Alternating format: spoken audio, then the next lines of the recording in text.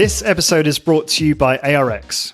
You want to be a successful strength training studio owner. The problem is you aren't able to deliver the safest, most efficient and effective workouts, making it harder for you to attract and retain clients, which makes you feel frustrated. I understand that it can be difficult to differentiate your business without the right tools. ARX's breakthrough adaptive resistance technology uses patented motorized resistance and computer software to give you and your clients the perfect workout every single time. BioFit founder John Zarbok says that ARX is clearly the superior tool to deliver the exercise stimulus. My clients are seeing insane improvements in weeks, not months. I could not fathom running my business without ARX. So here's how you get started. Number one, go to arxfit.com/HOB to get $500 off your ARX machines. Number two, book a call with the ARX sales team.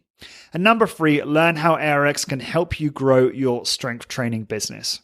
Go to arxfit.com/HOB so you can stop struggling to attract and retain clients and start to grow your strength training business with confidence.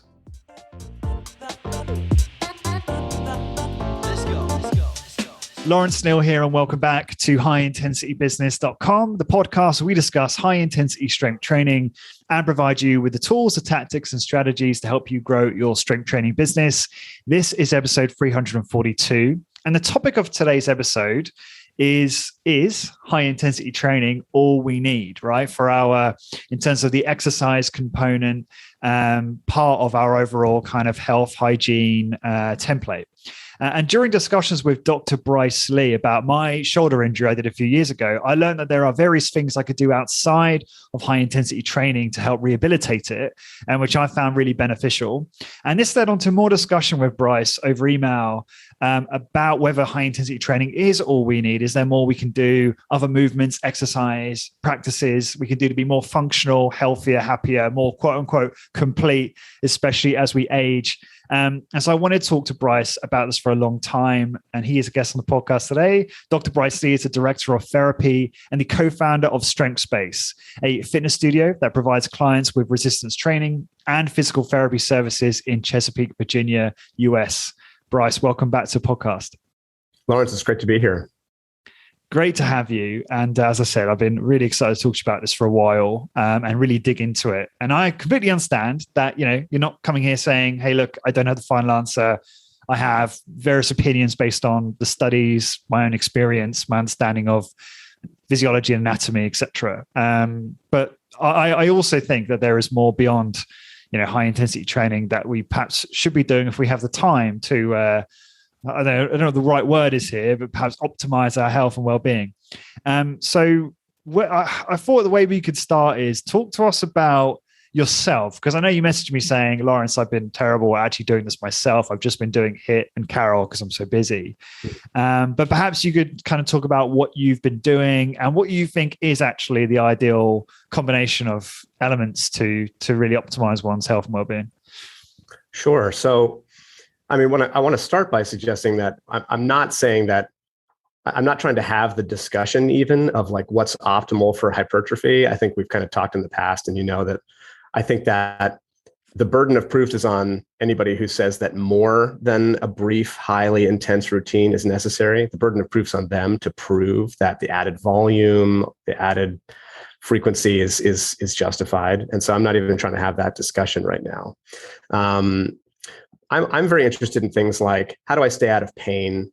How do I perform well when life throws challenges at me? How do I feel good? And so I think that's where it can be helpful to think about what else on top of one or two very intense strength training sessions can be beneficial. So a couple of things that come out are, like I said, our pain and stamina are two things that I think about a lot. And so let's start with stamina, actually, because that's, I think, an easy one to talk about. We keep in this world of ours, high intensity training, we all tend to keep our studios really cool, right? We know that in the moment, we're going to be able to deliver a higher level of effort when we're not gassing out because we're overheating, right? And so we try to keep the studios nice and cool. That allows even the very last set of exercise to be extremely productive, as opposed to if it was 85 degrees in that studio, 20 minutes in, you're a pool of sweat, and then the exercises just diminish in their value because you can't deliver a very high effort. Okay. And so if that's all I do, and that's pretty much all I personally do, then what happens is we actually lose a pretty helpful adaptation that most other people are getting from their exercise, which is heat stress. Heat stress in and of itself is an adaptation and a big part of why your stamina improves from exercise. So when somebody starts running, for example, and it's the summertime and they get all hot and sweaty, what most people probably think is happening is they're just getting bigger lung capacity and more red blood cells, and that's why they can run further. A big part of it is actually just neurological. Their nervous system is becoming more efficient, right? And so they're learning how to waste less energy with every step. And so it's like a software upgrade. Their body just learns how to be more economical with the running. But another big part of it is that their body's getting better at cooling and heat management, right? And so by learning how to sweat, by learning how to, and it also, there are adaptations in the lungs as well, that both that help you manage heat, you improve your stamina by that alone. And so for me, if I'm rarely breaking a sweat when I exercise and I'm rarely sweating outside the studio, then there's probably money on the table in terms of a general health and fitness adaptation that I could have, that it would make sense for me to go out of my way to get some other way. I could get it in the sauna. And I think that actually sauna is a really awesome complement to the training we do. We train cold and then we do the sweat sessions in the sauna would be a good thing to add. That's not practical for everybody. But what that means is that that's actually a possible justification for doing something that works up a sweat in an exercise perspective, whether it's some calisthenics in your hot garage in the summer or some kind of, perish the thought, cardio, traditional cardio, for the sake specifically of getting uncomfortably hot and sweaty, in the same reason that you would do a cold plunge to get uncomfortably cold, just to get the adaptations to broaden the range of temperature tolerance that you have.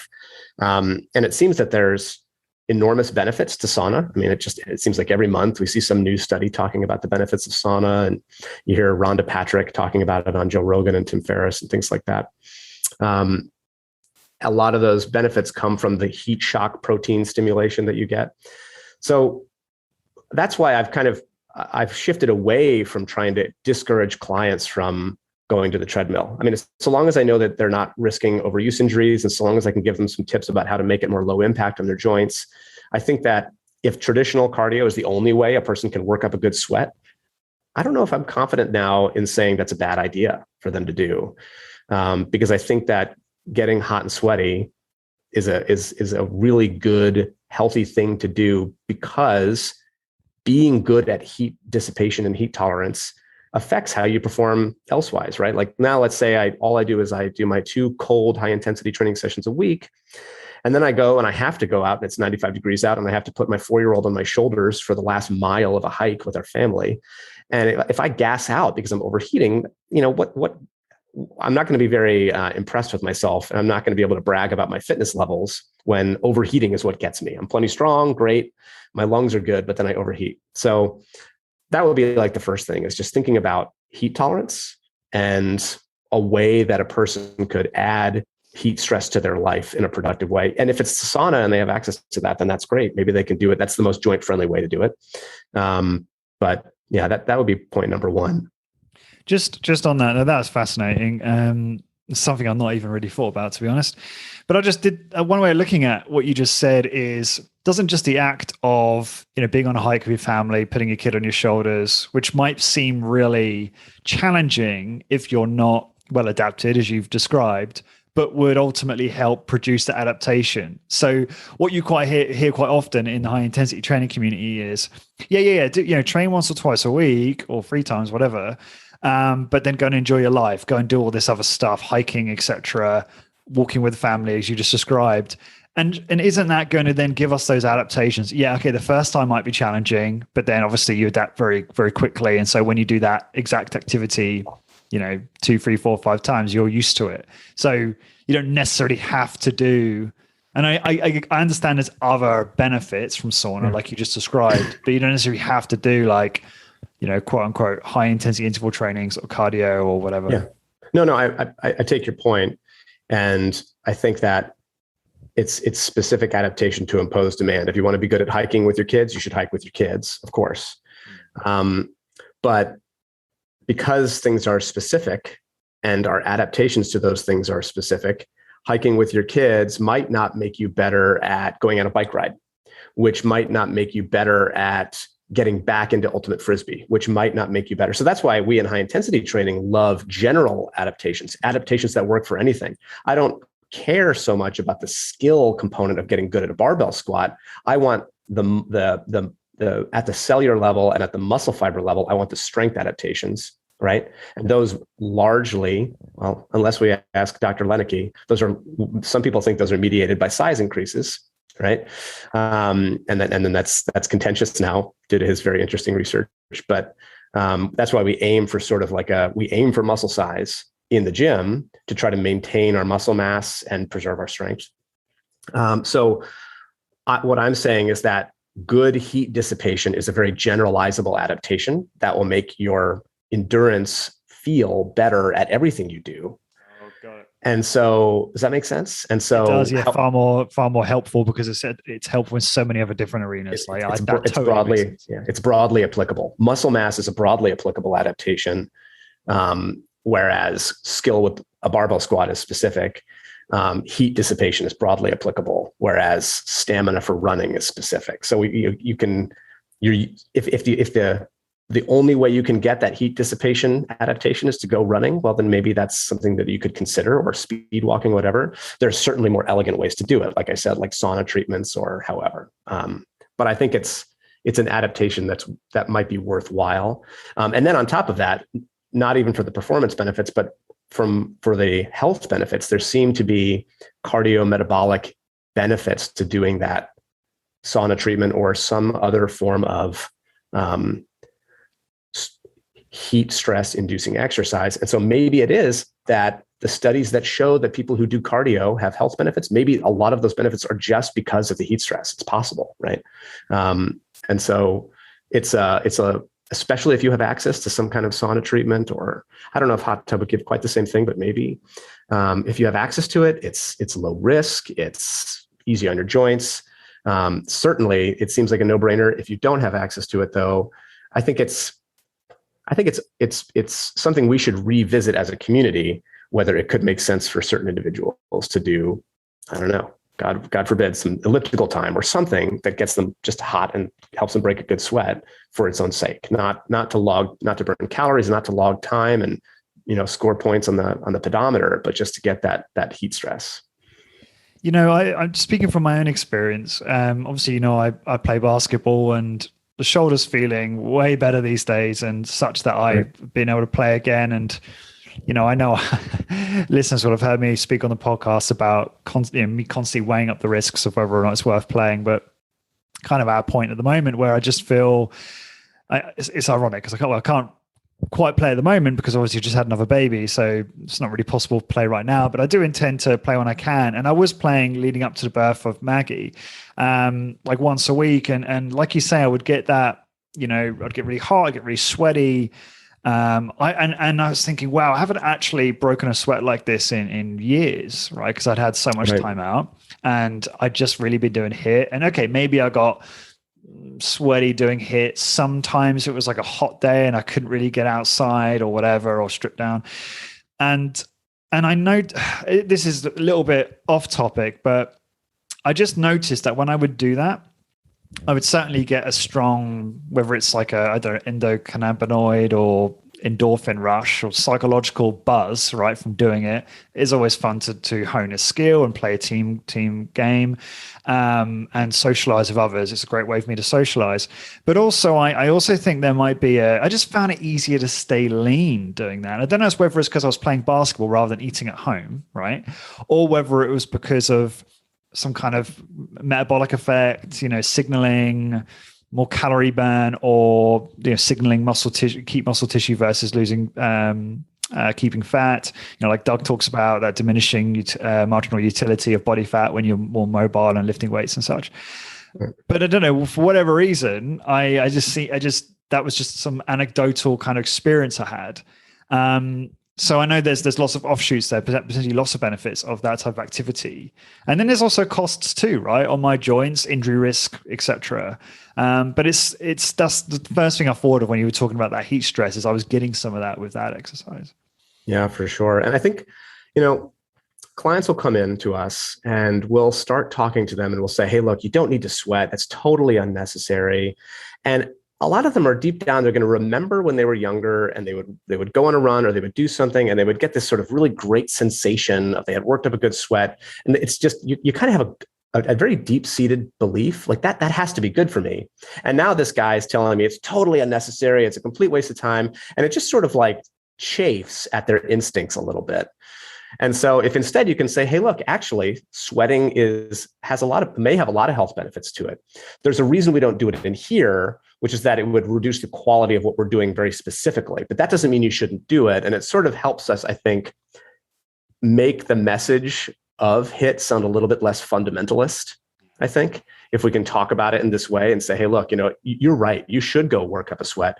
But if we try to do it at the same time as we're doing our strength training, we'll end up with like not really getting the best of either. So let's get our strength training cool and then work up a sweat in another way. And then people are like, oh, okay, that makes sense. And it doesn't cause them to bristle and make and go, okay, this guy is being ridiculous now. Sweating is never good and I should never do it. Stressors in general produce adaptations and they're often favorable. And so heat stress produces adaptations that are favorable. And and the ability to sweat comes with that, just like getting a tan from the sunshine or anything, or improving brown fat thermogenesis when you get cold exposure. The idea that like sweating is the one stress we shouldn't get, it just doesn't make sense. So. Yeah, that's absolutely fascinating. So where do we go from here? Because obviously there are other things we can do as well. Maybe heat stress is just one component here. Well, I think your shoulder and what you mentioned is a good place to go next, because very few of the clients we'll work with have had perfectly injury-free lives. And so beyond rehab, I think that there is value in regular loading, right? After a person's sustained an injury, and especially when that injury was a long, persistent nagging problem, the nervous system becomes highly protective of that part of our body. And so part of the way that we work out of that problem is we make the tissue stronger, we avoid re-injury, we do our high intensity training principles of slow controlled movement, and we rebuild strength. But beyond the actual strengthening the muscles and encouraging healing that comes from like an infrequent, safe, controlled program that we do, there may also be some benefit to the nervous system to very regularly load that joint in a safe way, right? So finding ways to introduce loading. And so we kind of talked about planking and hanging and different things for the shoulder that are not injurious, they're not ballistic or hard, but they expose that joint to load regularly enough that it sort of retrains the nervous system to say, oh, okay, this joint's actually doing pretty well. It handles loads all the time. It's not as precarious as it once was. And that helps calm down pain and make life more livable as a thing. So I think that is another way to think about it, is we are constantly in a battle with our not a battle, but our nervous systems are always looking for what to downsize. Our bodies are looking for what muscle they can get rid of. And our bodies are also looking for what can we change our safety tolerances on. And what I mean by that is, like, if you're an extremely active person, then your body is very permissive of lots of range of motions and lots of loads. But if you are become more and more sedentary, your body is going to say, well, I guess those things aren't safe to do anymore. And it's going to narrow the safety margins. The best example is if you haven't squatted or sat on the floor with your legs in front of you and tried to touch your toes in a very long time, what will happen is it's not that your muscles actually grow shorter. It's that your nervous system says, well, I guess we don't need our hamstrings to lengthen that far anymore.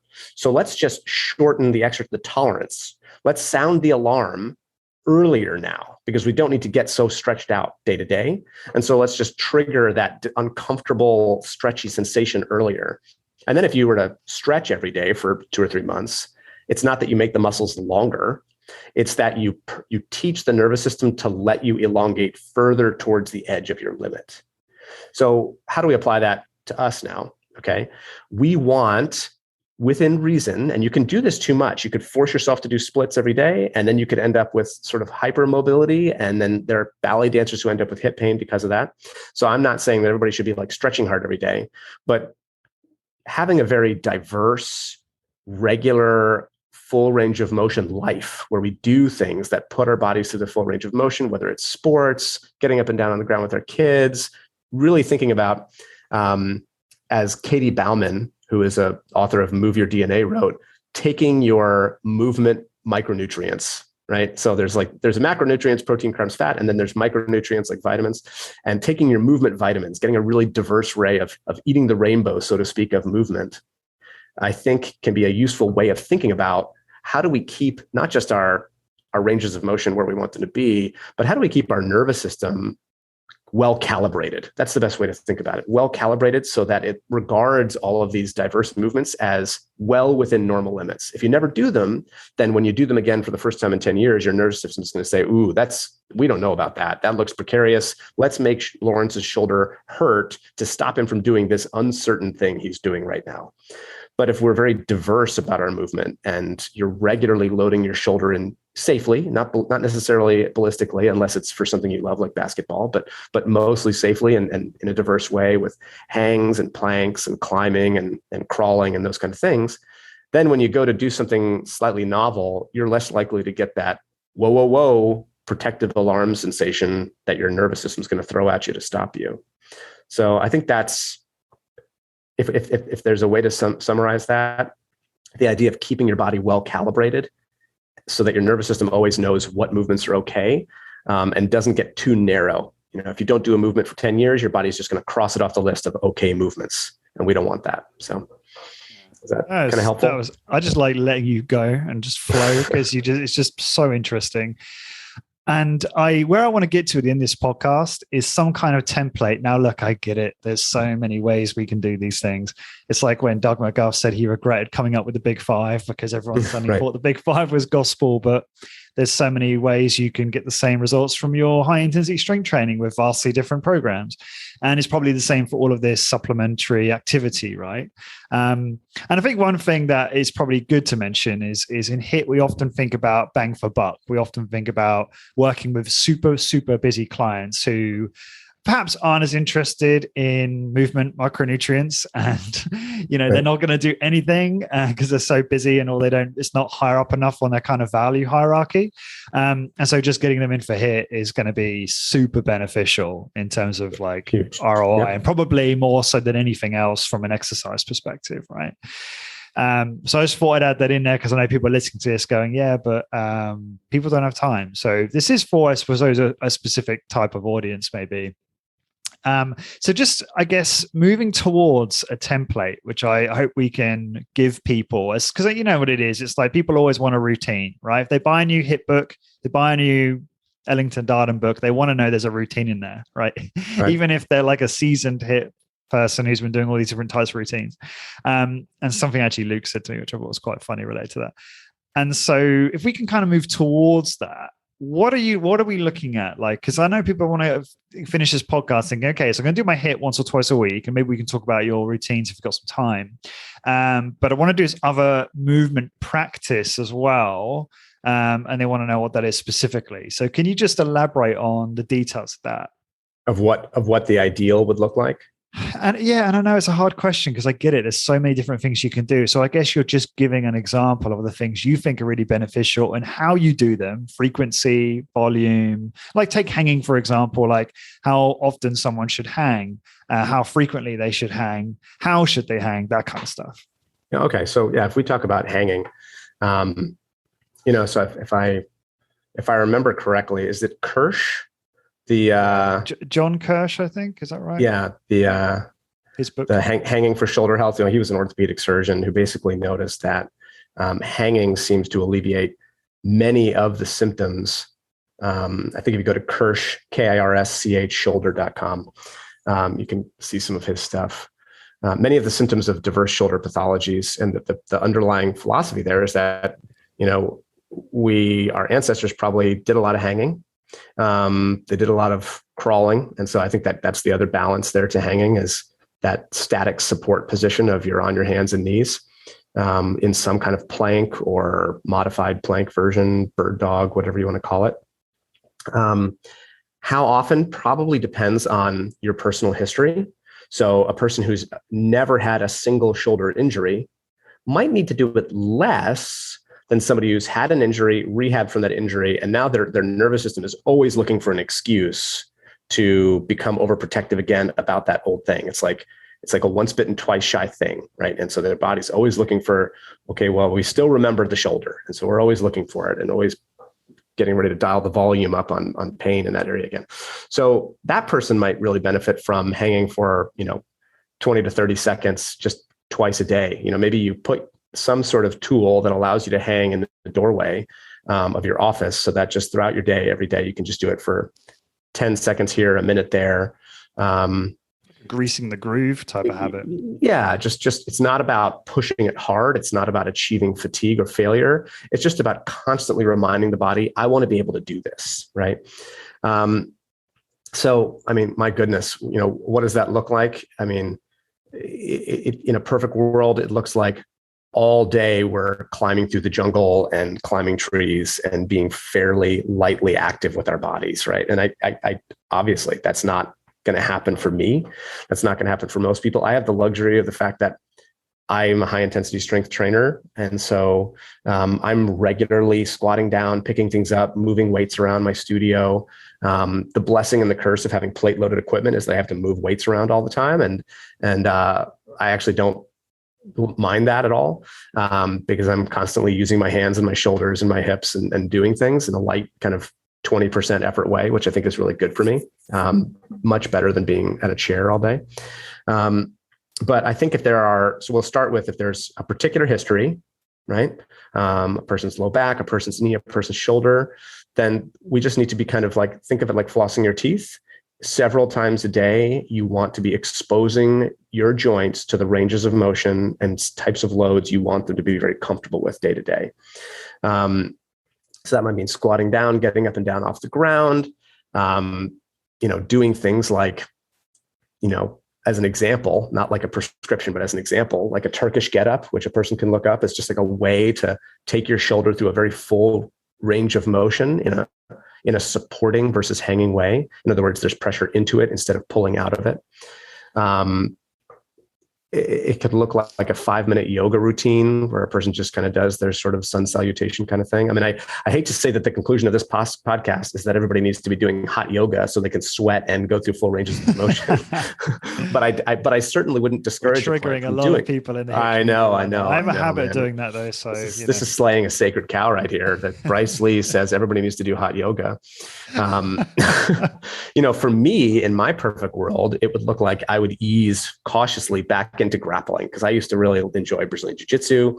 And Brazilian Jiu-Jitsu is you're pouring in sweat and you're putting your body through. Either you're doing it or somebody else is pushing you into ranges of motion. The joke is that Brazilian Jiu-Jitsu is involuntary yoga.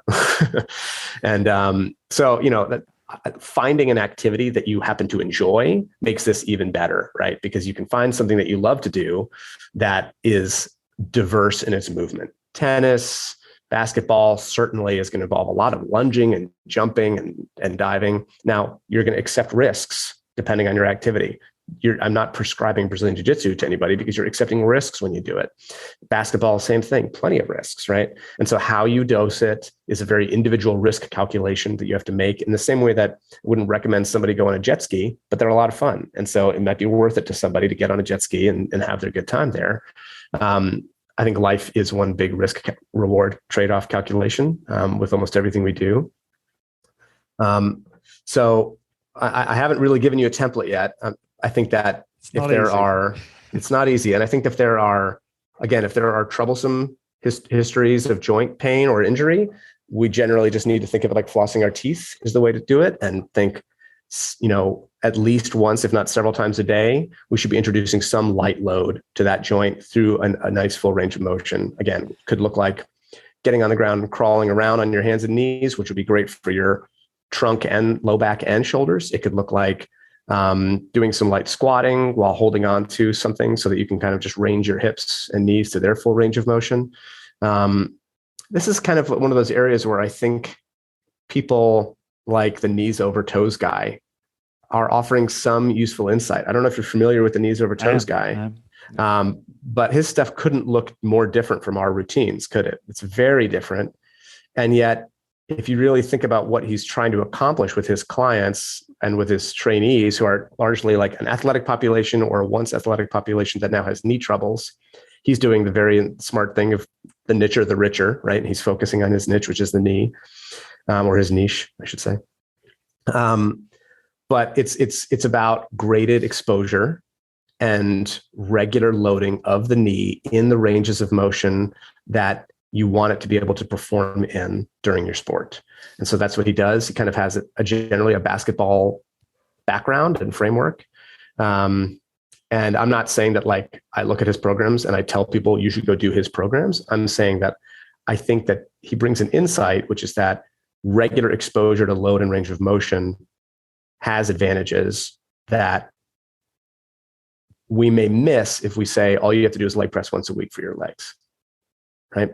I think from a preserving muscle mass over time thing, a once a week leg press is an awesome start and maybe all people need. And I also want to emphasize that if somebody for their legs, again, just hops on a MedX leg press once a week, they're going to be light years beyond all of their 70, 80, 90-year-old peers if that's all they do. So I hate this. This is optimization, right? This isn't about what's necessary. I think it assumes too much to say that everything is perfect and completely maximized if all somebody does is leg press. Yes, it'll take the hips and knees through a good range of motion, but certainly not the same ranges of motion that you would need to sit cross-legged or dojo style on the floor with your feet either like, cross-legged or with your feet underneath you in that sort of more traditional martial arts style of sitting down on your heels. Those are very different ranges of motion. And the idea that you could sit comfortably on the floor 10 years from now, if all you did between now and then is leg press, probably doesn't make sense, right? Like you probably need to sit on the floor regularly to do that. And so I feel like I'm rambling a little now, but I think I think we don't want to let our theories become so elegant that we fall in love with them and then we can't think reasonably about what is very obvious to everyone else. Sweating is obviously going to be good for you. Moving around in a diverse way is just obviously health promoting.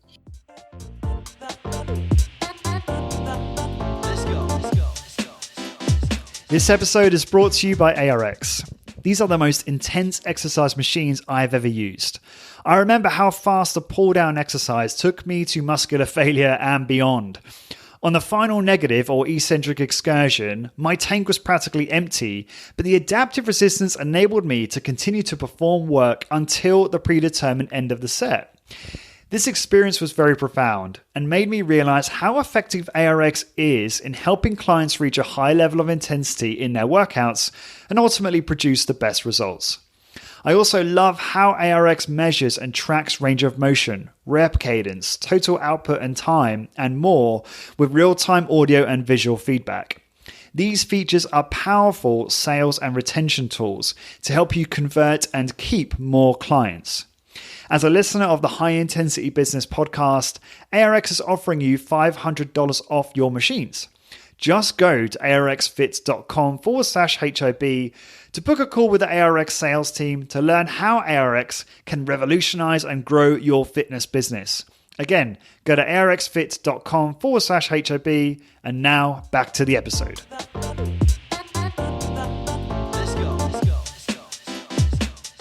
I think one of the really good heuristics that you gave, because I think I'm trying to give people filters, ways they can think about incorporating this into their lives. And one of the good heuristics is just, what did our ancestors do? Of course. And obviously there's an enormous amount of risk reward in that bucket that we have to think about. But they were, as you said, they were climbing trees, moving around, lifting rocks, hunting, constantly moving their body through full range of motion. And then they were obviously, sedentary at times, resting. The way I understand it, actually, they would rest quite a lot sometimes, and do absolutely nothing. But they would also be a lot more physically active. Now we know, I think, is it Herman? What's his name? A PhD who studied the tribe in Africa and basically discovered that they do not burn more calories than people in the modern West. Have you heard about this guy? So is that the exercise book? Google it right now because I am blanking on his There's name. Daniel Lieberman, who's a good author, who's wrote a book called Exercise, which is pretty good. Herman Ponzer, Pontzer, Yeah. PhD. So from a caloric burn perspective, he said there was no difference in these kind of like hunter-gatherer tribes versus modern Western people. But we're not talking about calories burn. We're talking about, joint stress and, we're talking about functional ability and that kind of thing. So I just thought that was a useful lens and heuristic for me, because then I think, well, if I'm sat at a desk at a laptop for prolonged periods and I'm never doing anything that my ancestors used to do, like hanging or squatting on the floor while I'm waiting for my eggs to boil or whatever, then that's a problem. And that's going to probably manifest itself in more pain and maybe less functional ability day to day. And so, for example, if I please feel free to butt in, Bryce, by the way, if you've got a better point to make. But for myself, it's like, I'm a really busy guy. I have 2 kids. I run 2 businesses, a strength training studio and high intensity business. So I have to be really kind of, fastidious about, or judicious about, like, how I plan this in for myself. Because sometimes I feel like I need to sit in front of a computer for 4 hours in order to get something done. So the way I do it is I will, while I'm cooking dinner or whatever, I will set up my Iron Gym chin-up bar on the door, and I've got a backpack next to it full of ankle weights. And this is from you, actually. You were the one who actually inspired me to do this. And I'd load the backpack up and then I'd put that on my back and hang with that.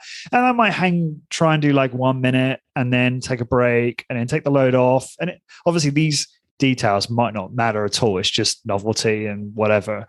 And I'll just hang, and sometimes I'll hang completely passive. And then sometimes I will lower the shoulders and engage them, as you've taught me to as well. And maybe there's nuance there we can talk about. But anyway, so I'll do that. And then maybe I'll go into a one-handed push-up plank, right? And do that for as long as I can, maybe a minute, right?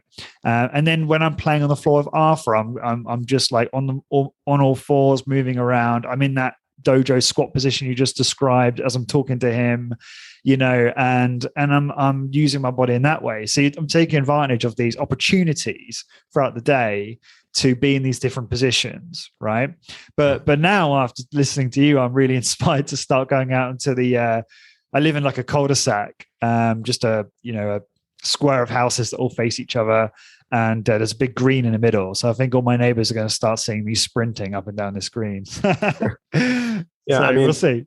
Yeah, if you want the fastest way to injure a bunch of 40-year-old men, just take them out into the parking lot and tell them to sprint at top speed, right? And I would say that's true of me. Like I consider myself fit. I do bike sprints. And yet I know that right now, if I had to sprint truly at top speed, I'm probably pulling a hip flexor or a hammy, just because my body's not used to that stress, right? Great point. And so that's, are we really so comfortable saying, all I need is my 1 weekly workout and I'm never going to do anything else? And then we know deep down in our heart of hearts that if we had to sprint flat out, probably going to get hurt. If we had to climb a rope, probably going to have a problem. If we had to, do a lot of things, if we had to put a big heavy backpack on our back and cover a long distance, that's going to crush you. So I'm not saying that you need to recreate every task that hunter-gatherers did, because those things came with huge prices as well. Although I do think that sort of ancestral way of looking at things is part of the reason we justify our own exercise, right? We look at a client and we say, hey, look, you're losing muscle because you never flee from tigers, you never fight off predators, you never lift things as heavy as possible. That's what you were evolved to do. Or your ancestors evolved to doing, is a less anthropomorphic way of saying that. And so when you don't do those things, your body pares away your muscle mass. What I'm saying is that the narrower your daily activity, the narrower your ability. And so the sitting is another good example. It's not so much that sitting in and of itself is bad for you, it's that the absence of diverse movement is the problem. And so just finding ways to vary your movement is likely to be better than being very stationary and very sedentary. So yeah, I love what you're doing with the finding creative ways to tie in some hanging for your shoulders. I think that very, very cautiously introducing things like sprints, which isn't, I mean, maybe that isn't. Do you want to know how I incorporate that into my life? Mrs. says to me, we need milk, or we need, we need fill in the blank thing right now. And we're really busy with 2 young kids who are driving us insane. So I go, right, I'm going to sprint to Dunn's supermarket, which is Dunn's is a Irish chain. And fortunately, we live literally like, it's like literally a 60-second walk, right, from us, this huge store. And so I can sprint there, buy it, come back and be back within like, 5-10 minutes end to end. And so that's my sprinting. That's my, that's how I incorporate it. Yeah, that's awesome. Anyway, yeah, no, shut up. No. I mean, and so for me, it's playing tag with my kids, and I suppose the simplest framework is like say yes to life. Go out and find interesting things to do, and you're going to live a movement-rich life. And say no to the screen as much as you can, which is going to pay off in countless other ways in terms of eye health and sleep quality, and et cetera. Getting down on the floor with your kids, just have kids is a big way to do this, right? Because you have no choice but to get down off the ground and put, that's the hat. It's a super time efficient, affordable way to solve this problem. Have children. Not. Not exactly.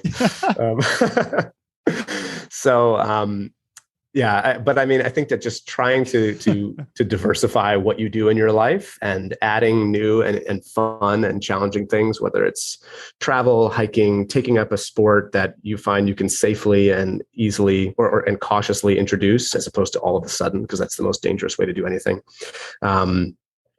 Obviously, the usual guidance applies: be safe and get a coach who will help you, has a good record of safety, to introduce you to whatever it is, the thing that you're trying to do, if it's yoga or grappling or basketball. But I wish there was okay, everybody should hang for 30 seconds a day. Everybody should do a plank for 30 seconds a day. Everybody should squat for 30 seconds a day. If your listeners want to try that, great. But I think that it's more the sedentariness that's really getting us.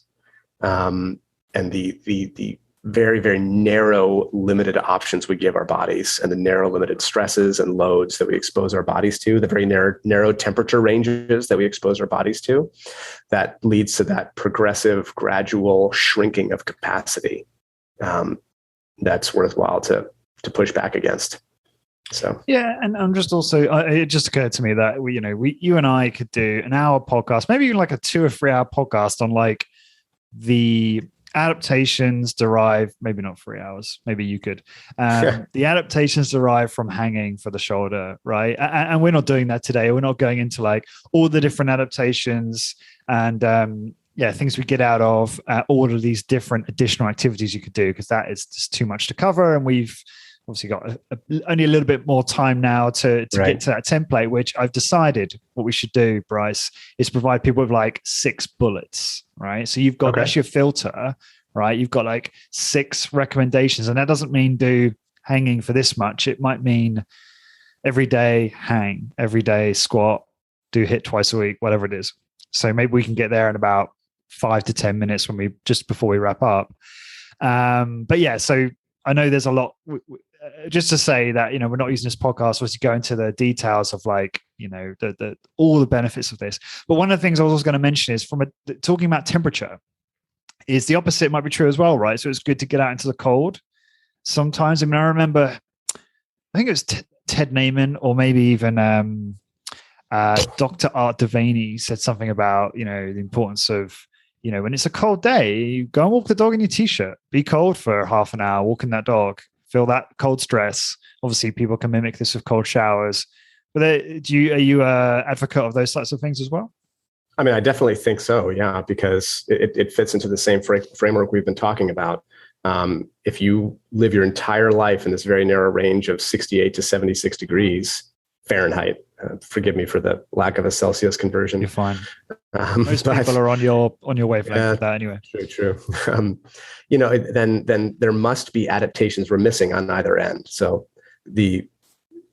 it's well documented that if you deliberately expose yourself to cold, the same temperature won't trigger a shivering response a month or so later. You might reduce the temperature down to just above freezing for a little while and you'll shiver very strongly. But after a month or two of that, the shivering almost goes away. What happens is your brown adipose tissue becomes much more thermogenically active. You burn fat very efficiently I should say actually inefficiently. You're burning fat to waste the energy as heat. It's like idling your car engine. You're not going anywhere, but you're producing the heat of a combustion.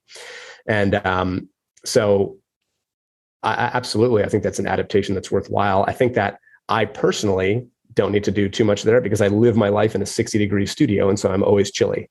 And so I think, I'm wearing a vest in the summertime most of the time because I'm cold enough. So I'm getting plenty of that.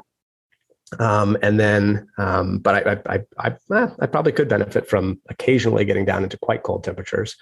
I think for me, the lower hanging fruit in the immediacy is the lack of very hot temperatures. But yeah, absolutely. I would say, diversify your portfolio, get cold exposure, get heat exposure, get out of breath regularly. I have clients who I push very hard strength training and they don't get very winded. Maybe they're slighter of build. And so even when they push really hard, their muscle mass is just not quite large enough to trigger a deeply cardiovascular challenge for them. The same level of effort in a 250-pound man with a large amount of muscle is going to be hugely demanding on his heart and lungs because he might have 5 or 6 times as much muscle mass as a 100-pound woman, but his heart and lungs aren't 5 and 6 times as big. So if you have a client who never gets winded, maybe they need to find a way to get winded. Maybe they need to find a way to sweat. Maybe they need to find a way to move regularly. So, yeah. And just again, aware of time, but I think it's important to mention and ask you actually, people in our space often talk about, I think Doug was popular for coining the awakening of the active genome, right? If someone is sedentary and then they engage in strength training, suddenly they become more spontaneously active. Do you see that in your clientele? I do in some of them, yeah, especially people who are a bit older and who have become a bit more sedentary. When they sort of re-find their lost strength, they find themselves just kind of doing things. And then sometimes that comes back and says, that can bite you, right? The person's completely sedentary and they're feeling strong. And so they get a wild hair and they're like, I went on a 5-mile hike and now my ankle's bothering me. It's like, okay, well, maybe ease into any new thing that you're going to get back to. And that's the trap we always fall into, is just thinking we can jump right back into things we did when we were 20. But yes, I absolutely do see that happen frequently. So that could be, again, another hack, right? Is if people are doing this, then clients are going to report to you and say, hey, I've been doing more walking, I've been doing more X, Y, and Z, or I picked up this hobby again. And so they're going to tick a lot of those additional movement boxes that way. Totally. Yep. Yeah. Skylar has a great, idea of helping clients to find their why. I think is what he says, which is like, why do you want to be strong? What are the things in life you want to be able to do, whether it's play basketball or play with your grandkids or have some kind of physical thing that you want to be good at? And I think it's good for us, with our clients, to kind of check in with them and say, hey, is there a particular physical goal, a thing that you want to be good at that we could plan for over the next 6 to 12 months? Even if we're not going to be doing running training in here, or running, if maybe for them it's running a 5K, maybe for them it's just being able to pick up their dog or their kid or something. But thinking about that and reminding them of that goal as we go, so that they're always being reinforced in their minds. I do this strength training not just to keep away the atrophy monster, but also because I want to be able to do this thing. And tying those two things together kind of helps make this a good habit for people. Strength training, that is. Yeah, I love that. That's Skylar Tanner, for those that are wondering. He's probably one of the best high intensity trainers in the world, to be fair. And he has these great education cards, which he uses to educate clients when they come in for their first, whatever, 10, 20 sessions. And this is obviously what Bryce is alluding to, one of which talks about, create a why, create a habit that strength training enables, which is obviously going to keep them strength training, which is what we want. It's great from a client retention perspective. And if you are listening to this thinking, my God, I would love to get access to all of those education cards, then you'll have to join HIT Business Membership, where Skylar very generously shared that entire series in there, which has been really helpful for me and many of the members. So let's get to these bullets, shall we, Bryce? So if you had, I don't know, 5 or 6 bullet points as like a heuristic for someone who wants to know how to, I always struggle how to phrase this, but I don't know, I'm going to use the word optimize. I know we hate saying it, like optimal health and well-being. What does that look like? Yeah. Well, I mean, so the first thing is do high intensity strength training once or twice a week. That starts, right? And then after that, maybe we're checking that box at the same time. If we say, get out of breath a few times a week is bullet 2. If they're able to get deeply winded with their strength training, which many people are, then great. We just check 2 at once, but not everybody does. And so finding other ways to get really profoundly winded, I think, are good to do, because it's just an adaptation we want. We want to have a good capacity for endurance and stamina. Number 3 would be a few times a week, find ways to get hot and sweaty. That's bullet 3, right? And that, again, could be that, maybe the way that you go and you get winded is you go on a run, or you go into the most commercial gyms, which are too hot, and you just get on the Stairmaster for a little while, and you kill 2 birds with 1 stone there. Great. Or maybe you go and you find a sauna, and maybe you find yourself breathing hard in the sauna just because it's such a heat stress to you personally. I find myself getting almost short of breath in a hot sauna. And so now I'm kind of killing 2 birds with 1 stone again. I'm getting a little bit winded just from the process of trying to dissipate the heat. And I'm working on that heat adaptation as well. So that's 1, 2, and 3, high intensity training, getting winded and getting heat exposure. For 4, we'll think about joint range of motion and movement. And this is where we just find a practice, whether it's, a yoga routine or a sport that moves us through a full range of motion, most of our joints through a full range of motion. And if you really are struggling to find anything that feels accessible and you're really short on time, probably the easiest way is to just get up and down off of the ground in 5 to 10 different ways.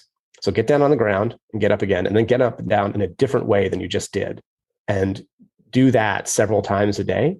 And that diversity of movement that you'll get from just, maybe you have to squat down on one, then you have to lunge down, or then you have to bend down and put your hand on the floor and lower yourself down. And you'll just get a diverse way of ranging most of the joints in your body, your hips and shoulders, the big joints in your body, hips, knees, shoulders, elbows, and spine. That's a thing that we can actually, it's probably worthwhile as a trainer that you can know how to teach your 78-year-old client to get up off the floor, because they one day might have to get up off the floor at home. And being strong is good, but also having the wherewithal to feel like, oh, well, I know if I fall, I'll be okay, I can get back up, is very empowering to a client. And so, I've often thought that there's value when we train our clients to having one, quote, functional movement that we do with them, one thing that feels more a demonstration of strength, because it's empowering to them. For many of clients with me, I find a deadlift variation that's safe and manageable, and I introduce that to them. But I have had clients where the main thing we do is at the very end of the workout, I'll show them how to get up and down off the ground in an efficient way. And for some of them, that's actually quite difficult. I mean, I've worked with clients who are either much heavier or older. And so that's not an easy thing to do. And it's amazing how empowered they could feel if after a few weeks, they find they can just get up off the floor easily.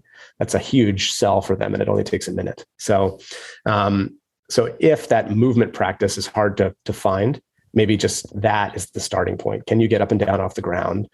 Hanging is great. It's not accessible for everybody. And so if you think about how, if you're in a push-up position, your shoulder is being pushed into the sockets or compressed a bit, find something that does the opposite and pulls away, or in our physical therapy parlance, we would say distracts the shoulder or pulls it away. And so that might mean just like grabbing a door frame and leaning away from it. And so you have some gentle traction on the shoulder. That's a thing that's cheap and you can do almost anytime you pass a door or anything like that. And then the other thing would be keeping something in your hand. So you have a backpack and you're walking somewhere. Can you carry it in your hand instead of putting it over your shoulder for a little while? And that diversity of stressor to the shoulder is good. That like gentle traction downwards as you're carrying something. How about like farmer's walk? So sometimes what I'll do if I go shopping, so I'll have really heavy bags and it will be pretty challenging.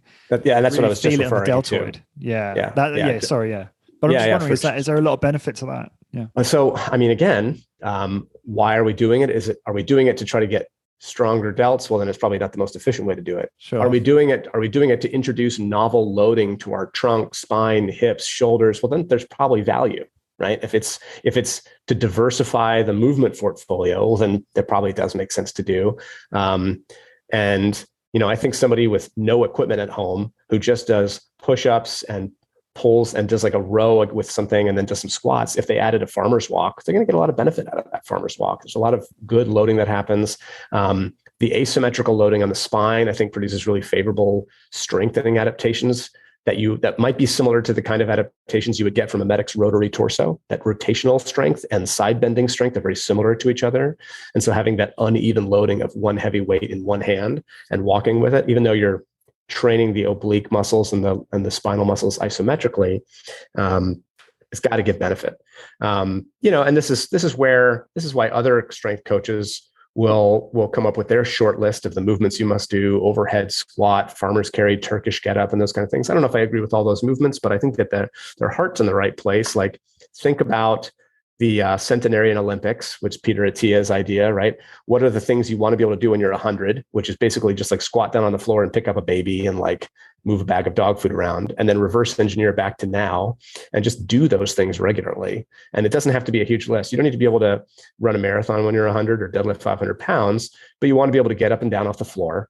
You want to be able to pick up a 30-pound thing, whether it's a bag of dog food or a grandkid. And so find ways to gently introduce those things regularly, and then you do your strength training to make sure you don't lose muscle mass. And you may be better than that, but at least you'll be able to always do those movements. So that may have been 4 bullets, with the last one a giant blurry mess, but massive paragraph. That was fine. It was my fault. I prompted you. Anything else? No. Any other bullets? Any other parting thoughts on this? Well, as soon as we end the podcast, I'm going to slap my forehead and remember a really important one. But right now, for myself, these are the ones I've been thinking about, particularly the heat stress, making sure I'm finding ways to get regularly winded, which is another reason why I like my Carol bike, because it's like, it takes me 8 minutes to get completely gassed.